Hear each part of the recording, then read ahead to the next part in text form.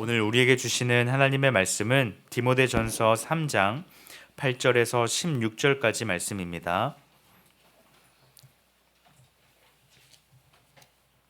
디모데전서 3장 8절에서 16절까지의 말씀 한 절씩 교독하시고 마지막 절 함께 보도록 하겠습니다. 이와 같이 집사들도 정중하고 일구이언을 하지 아니하고 술에 임박히지 아니하고 더러운 일을 탐하지 아니하고 깨끗한 양심의 믿음의 비밀을 가진 자라야 할지니 이에 이 사람들을 먼저 시험하여 보고 그 후에 책망할 것이 없으면 집사의 직분을 맡게 할 것이요 여자들도 이와 같이 정숙하고 모함하지 아니하며 절제하며 모든 일에 충성된 자라야 할지니라. 집사들은 한 아내의 남편이 되어 자녀와 자기 집을 잘 다스리는 자일지니 집사의 직분을 잘한 자들은 아름다운 지위와 그리스도 예수 안에 있는 믿음의 큰 담력을 얻느니라. 내가 속히 내게 가기를 바라나 이것을 내게 쓰는 것은 만일 내가 지체하면 너로 하여금 하나님의 집에서 어떻게 행하여야 할지를 알게 하려 함이니 이 집은 살아계신 하나님의 교회요 진리의 기둥과 터널. 함께 보겠습니다. 크도다 경건의 비밀이여 그렇지 않다 하는 이니 없도다. 그는 육신으로 나타난 바 되시고 영으로 의롭다 하심을 받으시고 천사들에게 보이시고 만국에서 전파되시고 세상에서 믿음 바 되시고 영광 가운데서 올려지셨느니라. 아멘. 오늘 본문의 말씀은 어제 본문에서 살펴본 그 감독의 직분, 그 자격에 이어서 집사의 자격에 대하여 말씀하고 있습니다. 집사라고 하는 단어는 봉사하다, 시중들다라는 의미를 가지고 있습니다. 이는 당시 사회에서 노예들이 주로 사용하는 일이었습니다. 처음 집사의 직분이 등장하는 곳은 사도행전 6장입니다. 초기 제자들이 말씀 사역과 구제 사역에 힘을 다하면서 사역을 감당했습니다. 하지만 교인의 수가 점점 증가하면서 구제 사역으로 인해 말씀 사역에 영향을 받게 되었고 또 교회 안에 헬라파 교인들과 히브리파 교인들 사이에 구제 문제로 갈등이 생겨났습니다. 결국 12사도는 구제 사역을 맡을 7명의 집사를 따로 세웠습니다. 당시 집사의 자격은 성령과 지혜가 충만하여 칭찬받는 사람이었습니다. 바울은 오늘 본문을 통해 그 조건에 대하여서 조금 더 분명하게 구체적으로 말씀하고 있습니다. 8절 말씀에 이와 같이 집사들도 정중하고 일구이언을 하지 아니하고 술에 임박히지 아니하고 더러운 일을 탐하지 아니하고 라고 말씀하고 있습니다. 이와 같이라는 이 말을 통하여서 얍달락에 나오는 직분자, 즉 감독의 직분을 맡은 자들처럼 집사들 또한 하나님 앞에서 거룩하며 분명한 기준이 있어야 한다라는 것을 말씀하고 있습니다. 먼저 집사 직분을 맡은 성도는 정중해야 합니다. 이를 다른 말로 번역하면 존중받을 만한 인격을 갖추어야 한다라는 뜻입니다. 주님을 믿는 모든 성도의 삶이 그러해야 하지만 특별히 집사와 같은 직분자들은 다른 사람들로부터 존중받는 자리에 있어야 합니다. 그러기 위해서는 뒤에 나오는 조건들을 잘 기억하고 실천할 수 있어야 한다라는 것이죠. 먼저 일구이연하지 않아야 합니다. 상황에 따라 자신에게 유리한 쪽으로 얘기하여 자신에게 이득이 되는 상황을 취하지 말아야 한다라는 것입니다.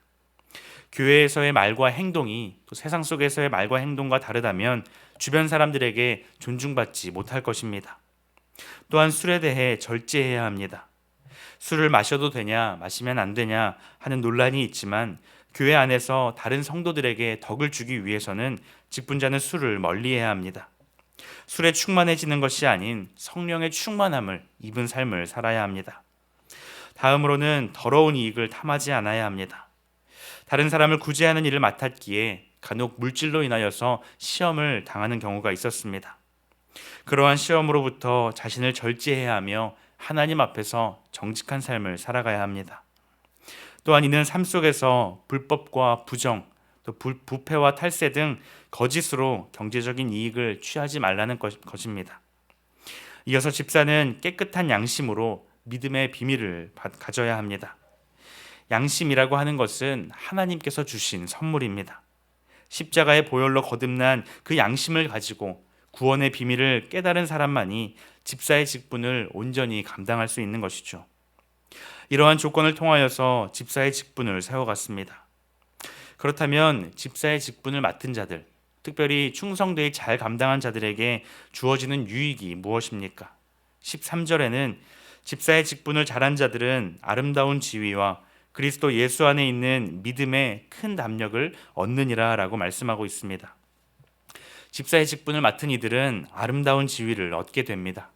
여기서 말하는 아름다운 지위는 어떤 높은 자리나 계급이 올라가는 것을, 다른 사람들을 군림하는 그런 것을 의미하지 않습니다. 더 중요한 책임을 감당하게 된다라는 것이죠. 하나님 나라를 위해서 더 충성할 수 있는 그 은혜를 하나님께서 베풀어 주신다라는 것입니다. 또한 주님께서 주시는 담대함으로 이러한 맡은 일들을 충성되게 감당할 수 있습니다. 사랑하는 성도 여러분, 오늘 살펴본 본문의 말씀은 집사의 자격이 어떠한가에 대하여 말씀하고 있습니다. 어제 본문에서 살펴봤던 교회의 지도자인 감독의 자격과 또 오늘 본문의 집사의 자격 가운데 우리가 반드시 주의해야 할 것은 본문에서 말하고 있는 그 기준에 대해 완벽한 사람은 없다는 것입니다. 그리고 그 기준에 부합할 때까지 기다렸다가 사람을 세우는 것은 불가능하다라는 것입니다.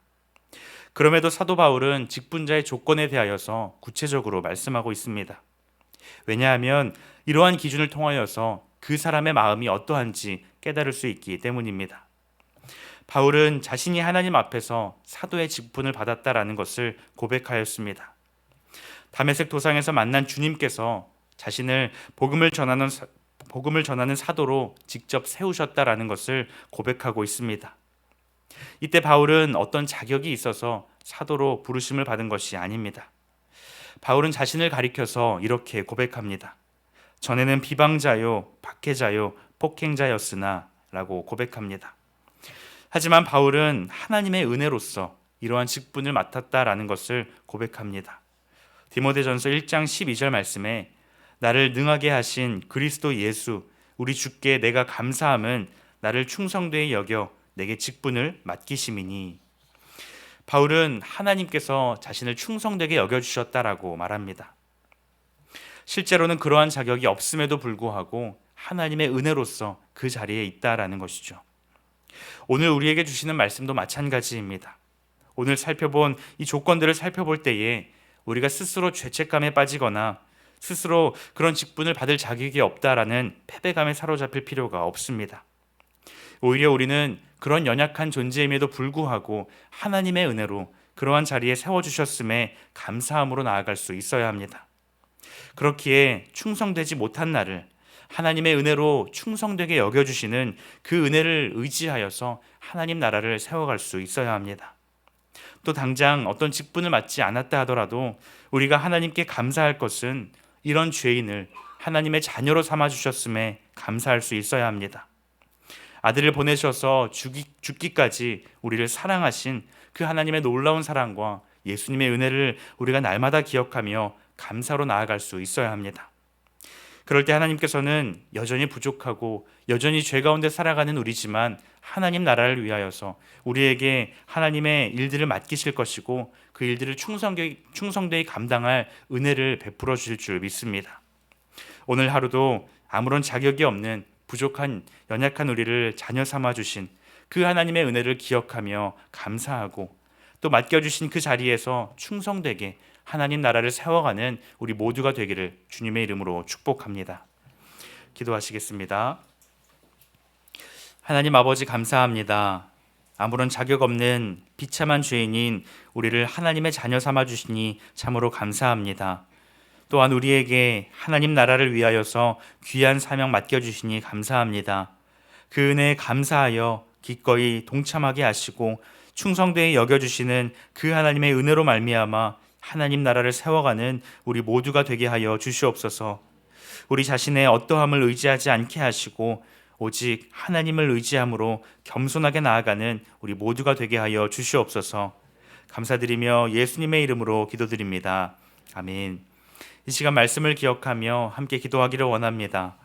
우리를 하나님의 자녀로 불러주시고 충성되이 여겨주시는 그 은혜를 기억하며 감사함으로 하나님 나라를 세워가는 우리 모두가 되게 하여 주시옵소서. 함께 기도하시고 또 교회를 위하여 기도할 때에 오늘 드려지는 어머니 기도회와 또 수요 예배 가운데 하나님 은혜를 베풀어 주시옵소서.